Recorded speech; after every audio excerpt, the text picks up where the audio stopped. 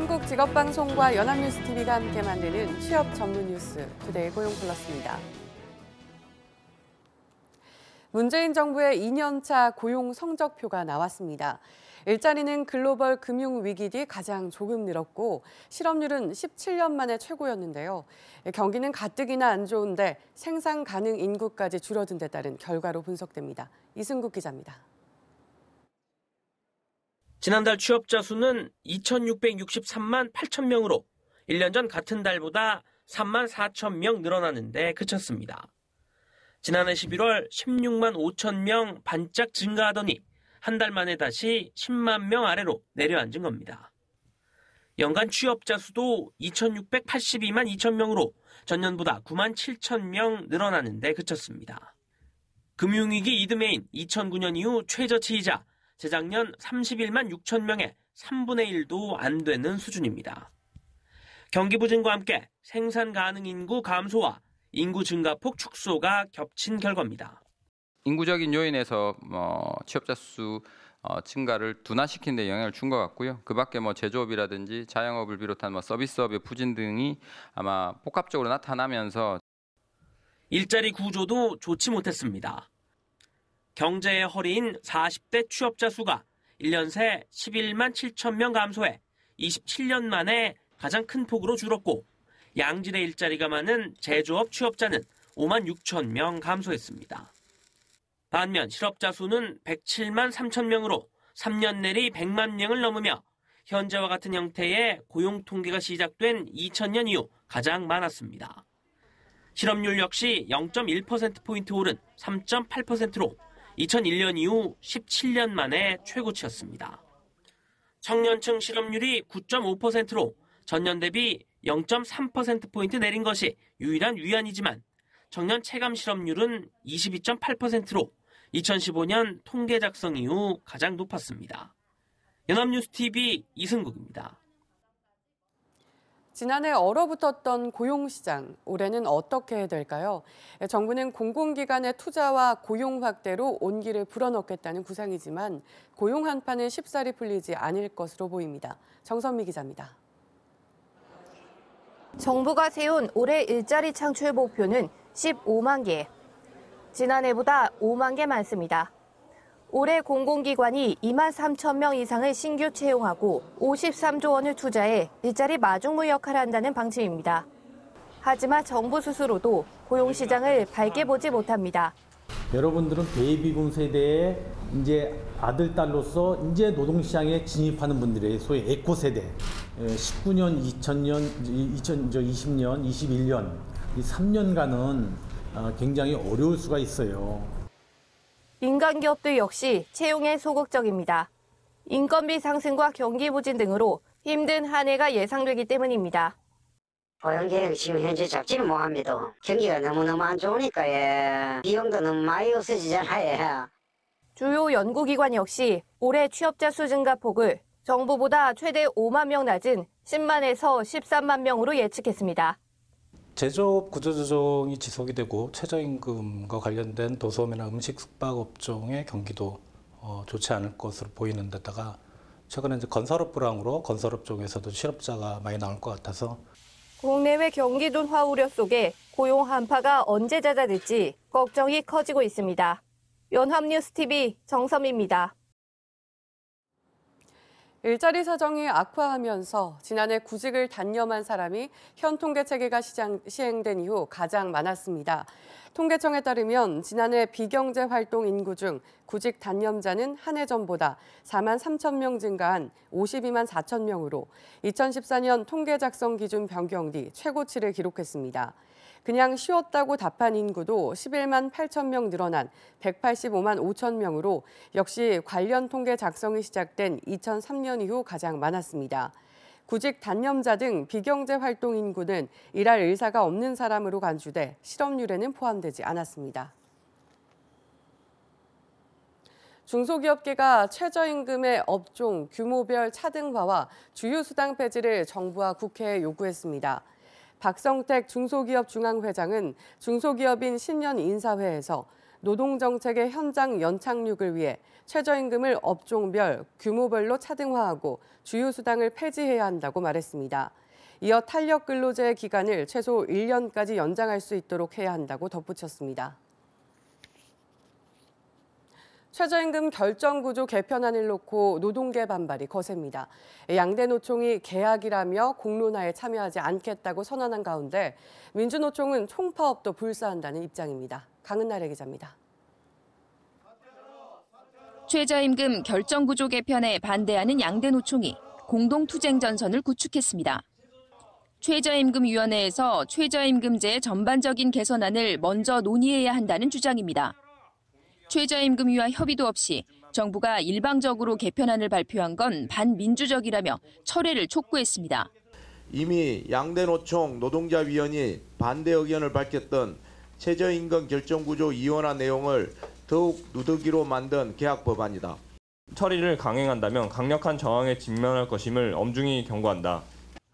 노동계는 공익위원만 참여하는 구간 설정위가 생기면 노사 당사자의 의견은 상당 부분 배제될 것이라고 우려하고 있습니다. 정부의 의견 수렴에 불참을 선언한 양대 노총은 홍남기 부총리의 사퇴도 요구했습니다. 민주노총은 별도로 총파업 가능성까지 언급했습니다. 사회적 대화기구인 경제사회노동위원회 참여 의지를 밝히면서도 총력 투쟁 기조를 분명히 한 겁니다. 최저임금 제도에 대한 추가 계약, 그리고 탄력근로제에 대한 기간 확대에 대한 시도, 이런 부분들을 막기 위해서 저희들은 총파업을 포함한 총력 투쟁을 불사하는 한이 있더라도. 민주노총은 28일 정기대의원 대회에서 경사노위 참여와 총파업 여부를 결정합니다. 연합뉴스TV 강은나래입니다. 노인 스스로 생각하는 노인의 기준 연령은 72.5세인 것으로 조사됐습니다. 현재 정부 정책의 기준이 되는 나이는 40년 가까이 65세에 멈춰서 있는데요. 시대적 변화에 맞춘 사회적 논의가 필요하다는 목소리가 커지고 있습니다. 박수주 기자입니다. 노인의 기준 연령은 한 75세? 제가 지금 나이가 몇 살인데요. 저 72예요. 네, 65가 아니고 젊었을 때가 별 차이가 없어요. 65세를 넘은 서울 시민 3,000명에게 몇 살부터 노인이냐 물었더니 72.5세라고 답했습니다. 현행 기준 연령인 65세와 7년 넘게 차이 납니다. 특히 10명 중 4명은 75세 이상이라고 답했는데 2년 사이 2배 가까이 늘어난 수치입니다. 만 65세 기준이 세워진 뒤 40년 가까이 65세 이상 인구가 5배나 늘고 기대 수명도 66세에서 80세를 넘어섰지만 기준은 여전합니다. 지금도 70이 다 됐는데도 불구하고 노인이라는 어떤 생각은 들지는 않아요. 생산성 있는 어떤 일에 종사할 수 있는 그런 충분한 체력을 갖고 있고 능력도 있는데 기준을 높여야 한다는 제안은 꾸준히 나왔지만 아직까지 별다른 결론은 없습니다. 일상생활 속에서 노인들이 어떠한 소득을 얻지 못하니까 법정 연령이 현실 속에 사람들이 생각하는 연령으로 올라가지 못하고 있는 거죠. 노인의 역할을 규정, 노인의 일자리를 위한 진짜 대대적인 국민 토론이 필요하고 전문가들은 OECD 국가 중 최악인 노인 빈곤율을 해결할 방법을 마련하기 전까진 노인 기준 연령을 높이긴 어렵다고 입을 모읍니다. 현실과 제도의 괴리가 커질수록 사회적 부담도 커지는 만큼 서둘러 사회적 논의에 착수해야 한다는 지적이 나옵니다. 연합뉴스TV 박수주입니다. 2019년도 벌써 열흘째입니다. 연초 나온 경제 지표들은 정부가 인정한 대로 올해 경제 여건이 녹록지 않을 것임을 보여주고 있는데요. 특히 성장 엔진 수출은 꺾일 조짐이고 유가는 불확실한데 고용은 그야말로 가시밭길이 예상됩니다. 박진영 기자가 새 변수를 짚어봤습니다. 부진한 내수에도 그간 경기를 지탱해온 수출 전선의 사정이 달라지고 있습니다. 지난해 11월 경상수지 흑자는 50억 6천만 달러. 81개월째 흑자였지만 규모는 9월에 반토막으로 쪼그라들었습니다. D램 가격 하락으로 수출 20% 이상을 책임진 반도체 수출 증가율이 9월 28.3%에서 11월 11.6%로 급락한 것이 주 원인이었습니다. 국제유가는 또 다른 복병입니다. 작년 말 급락했던 국제유가는 새해 들어 꾸준히 올라 두바이유 가격은 배럴당 $56 선을 넘었습니다. 원유의 수급 상황에 따라서 변하면은 이 시장에서 예측하기가 좀 수월하지만 지정학적 리스크라든지 글로벌 정치 역학적인 원인에 따라서 변동이 된다면 변동성이 좀 크다. 유가 등락에 따라 이익을 보는 업종은 다르지만 급격한 변동은 업종을 불문하고 부담이 아닐 수 없습니다. 국내에선 일자리 문제가 발목을 잡고 있습니다. 작년 취업자 증가는 단 9만 7천 명. 금융위기 이듬해인 2009년 이후 최저치입니다. 이 수치를 올해 15만 명으로 끌어올리는 게 정부 목표지만 쉽지 않습니다. 12월 달 고용 수치가 그렇게 나온 것에 대해서는 굉장히 무거운 마음입니다. 올해 15만 개 일자리가 만들어지는데 최선의 노력을 다하겠습니다. 경기 악화로 일자리가 줄고 다시 내수가 위축돼 경기가 더 나빠지는 악순환을 끊어낼 대책이 시급한 시점입니다. 연합뉴스TV 박진영입니다. 대형마트들이 얼어붙은 소비 심리를 살리기 위해 대대적인 할인 마케팅에 나섰습니다. 반면 백화점들은 값비싼 프리미엄 제품의 매장을 확대하고 있는데요. 경기 부진 속에 양극화된 소비 성향과 유통업계의 마케팅 행보를 이진우 기자가 살펴봤습니다. 서울의 한 대형 백화점입니다. 고급 가전과 가구 등 모두 일반 제품보다 수십만 원부터 많게는 1,000만 원대까지 가격이 높은 프리미엄 제품들입니다. 프리미엄 아동복의 경우에도 100만 원을 훌쩍 넘기는 제품도 적지 않습니다. 가치 중심 소비를 하는 이른바 가심비 고객들을 잡기 위해서 저희는 최저가나 할인 제품보다는 프리미엄 제품을 유치하기 위해서 최근 값비싼 브랜드와 고가의 가전 가구 제품의 매출이 크게 늘었습니다. 한 대형 백화점에 따르면 한 자릿수 증가세에 머물던 명품 매출이 지난해 19.9% 급증했고 가전도 2016년 이후 3년째 두 자릿수의 매출 증가율을 보이고 있습니다.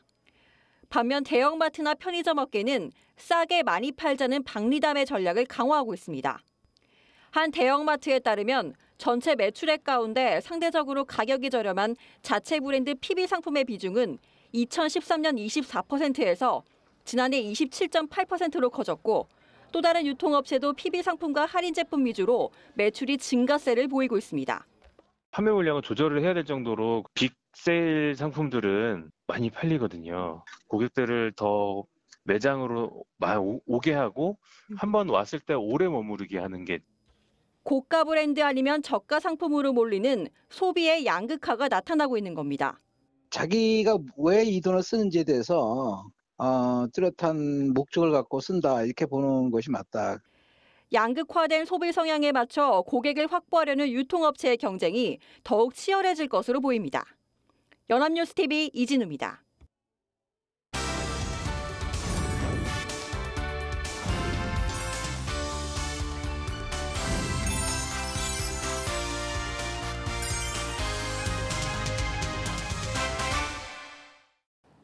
사회적으로 핫한 이슈를 키워드로 알아보는 핫키워드 시간입니다. 안치홍 아나운서 안녕하세요. 안녕하세요. 핫키워드 시간입니다. 가까운 미래엔 신용카드나 지갑이 없어도 소비가 가능해지는 시대가 올 거라고 합니다. 바로 간편 결제 서비스 덕분인데요. 이 페이 전쟁이라 불릴 정도로 폭발적으로 성장하고 있는 간편 결제 서비스 시장에 오늘 핫키워드에서 알아봅니다. 네, 불과 몇 년 사이 무슨 페이라고 일컫는 간편 결제 서비스가 참 많이 등장했습니다. 이와 함께 소비 문화는 물론 결제 시스템의 새로운 판도가 만들어지고 있다는 평가를 받고 있죠. 네, 그렇습니다. 간편 결제 서비스는 공인인증서 등을 이용하라는 식의 복잡한 절차를 거치지 않고 간단하게 결제하는 서비스를 이르는 말인데요. 결제 방식은 다양합니다. 지문, 홍채, 또 손바닥 정맥과 같이 생체 정보를 이용한 생체인식 결제 방식이나 일회용 가상 카드 번호를 활용하는 앱 카드 결제 방식, 또 NFC라 불리는 근거리 무선 통신 방식, QR코드 방식 등이 있는데요. 한국은행 통계에 따르면 이러한 국내 간편 결제 서비스의 지난해 일일 사용 금액은 672억 원으로 2017년 일일 사용 금액이었던 260억 원보다 158%나 성장했다고 합니다. 이용 건수 역시 212만 4,300건이었는데요. 2017년과 비교하면 147%로 대폭 증가하며 결제 시장의 신흥 강자로 떠오르고 있습니다. 네, 2015년에 공인인증서 의무 사용이 폐지되면서 간편결제 시장이 더욱 폭발적으로 증가한 게 아닐까 싶습니다. 저 역시도 몇 가지 간편결제 서비스를 이용하고 있는데요. 공인인증서도 필요 없고 따로 지갑을 들고 다니지 않아도 되니까 간편결제 서비스를 자주 이용하게 되더라고요. 네, 저 역시 그런데요. 아마 많은 분들이 비슷한 이유로 간편결제 서비스를 자주 이용하고 계실 겁니다. 이렇게 수요가 증가하고 있는 만큼 하루라도 빨리 간편결제 시장의 승기를 잡기 위해 통신사와 유통업체, 은행들이 앞다투어 시장에 뛰어들기 시작한 상황입니다. 국내 간편결제는 온라인 중심과 오프라인 단말기 이렇게 양대 산맥으로 이뤄져 있는데요. 전자의 경우는 온라인 플랫폼을 중심으로 운영되는 카카오페이, 네이버페이, 쓱페이 등을 예로 들고 있습니다. 반면 삼성페이나 애플페이처럼 단말기 인프라를 바탕으로 작동하는 경우를 오프라인 중심의 간편결제 서비스라고 보시면 되겠습니다. 네, 그렇군요. 그럼 현재 간편결제 서비스 시장에서 가장 우위를 선점하고 있는 건 어떤 건가요? 네, 2017년 누적 거래액으로 살펴보면 삼성페이는 18조 원, 네이버페이는 12조 원으로 이 두 간편결제 서비스 업체가 1, 2위를 다투고 있는 상황인데요. 이용자 수 역시 지난 10월 기준으로 삼성페이의 이용자는 1,040만 명을, 네이버페이는 2,600만 명을 넘어선 상태입니다. 삼성페이의 경우 스마트폰이라는 하드웨어 단말기를 일종의 신용카드 대체제로 사용한다는 장점 때문에 이용자들의 인기를 끌고 있는데요. 반면 네이버페이는 네이버 쇼핑과 같은 온라인 플랫폼을 바탕으로 이용자를 모으고 있습니다. 또 네이버 스토어에 쇼핑몰을 등록한 신규 창업자에 대해선 500만 원 미만의 거래액에 대해선 1년간 결제 수수료를 받지 않으며 소상공인 잡기에도 신경을 쓰고 있다고 합니다. 네, 그렇군요. 소상공인들에게는 수수료가 수익에 큰 영향을 미치잖아요. 정부 주도의 간편결제 서비스인 이 제로페이 서비스가 나온 것도 이 때문이고요. 네, 그렇습니다. QR코드 방식의 제로페이는 연매출 8억 원 미만의 가맹점의 경우 수수료를 받지 않는다는 것이 특징입니다. 뿐만 아니라 소득공제율이 40%나 된다는 것도 장점인데요. 하지만 제로페이는 기대가 컸던 초창기에 비해 가입률이 낮은 편입니다. 가맹점을 일일이 확인해야 하고 결제 속도 역시 느린 편이라 시스템의 개선이 요구되는 상황인데요. 최근엔 카카오페이가 제로페이의 이 같은 단점을 파고들며 오프라인 소상공인 잡이에 주력해서 간편결제 시장이 온라인, 오프라인 할 것 없이 치열해지는 상황입니다. 네, 그렇군요. 문제는 이로 인해 카드사들도 생존의 위협을 받고 있다는 거잖아요. 그렇습니다. 뿐만 아니라 카드 수수료까지 줄어들며 카드사는 최악의 한 해를 맞이하게 됐는데요. 이를 극복하고자 최근 BC카드와 신한카드, 또 롯데카드 등 3개의 카드사가 통합으로 QR코드 방식의 간편결제 서비스를 시작하겠다고 밝혔습니다. 기존 카드 서비스 혜택은 그대로 유지할 수 있는 반면 연매출 500억 원 이하 가맹점에게 수수료율을 1% 내외로 적용하며 간편결제 서비스 시장에서 살아남겠다는 의지를 보인 거죠. 네, 전통적인 결제 서비스 업체까지 이 간편결제 서비스 시장에 뛰어들었다니 그만큼 간편결제 서비스가 주요한 결제 수단이 되었다는 뜻이네요. 네, 그렇습니다. 해외 역시 예외는 아닌데요. 중국은 간편결제 서비스가 발달한 대표적인 나라죠. 중국의 양대 간편결제 서비스인 위챗페이와 알리페이의 경우 사용자 수가 각각 8억 명 이상으로 추정되고 있고 일본 역시 라인페이의 사용자 수가 약 4천만 명에 달하며 전 세계적으로 간편결제 서비스의 전성기가 도래하고 있습니다. 하지만 간편결제 서비스가 극복해야 할 과제는 여전히 남아 있습니다. 바로 보안인데요. 카드 정보와 개인 인증번호를 한 차례만 등록하면 별도의 인증 절차 없이 결제를 끝낼 수 있어서 제3자의 이용에 얼마든지 가능하다는 겁니다. 이로 인해 피해를 당한 사례도 상당수인데요. 이 때문에 간편결제 서비스가 결제 수단의 승기를 잡기 위해선 앞으로 취약한 보안을 강화해야 한다는 지적이 잇따르고 있습니다. 네, 여전히 보완점이 존재하지만 간편결제 서비스 시장이 확대되고 있는 건 결코 막을 수 없을 것으로 보입니다. 주목해야 할 것은 국내뿐 아니라 전 세계적으로 간편결제 서비스 전쟁이 이뤄지고 있다는 건데요. 하루빨리 보완점이 개선되어 우리나라가 세계 시장에서 간편결제 서비스의 승기를 잡을 수 있길 희망해 보겠습니다. 지금까지 하키어드 안치홍 아나운서였습니다. 고맙습니다. 고맙습니다. 지금까지 투데이 고용 플러스였습니다. 오늘 저희가 준비한 내용은 여기까지입니다. 함께해 주신 여러분 고맙습니다.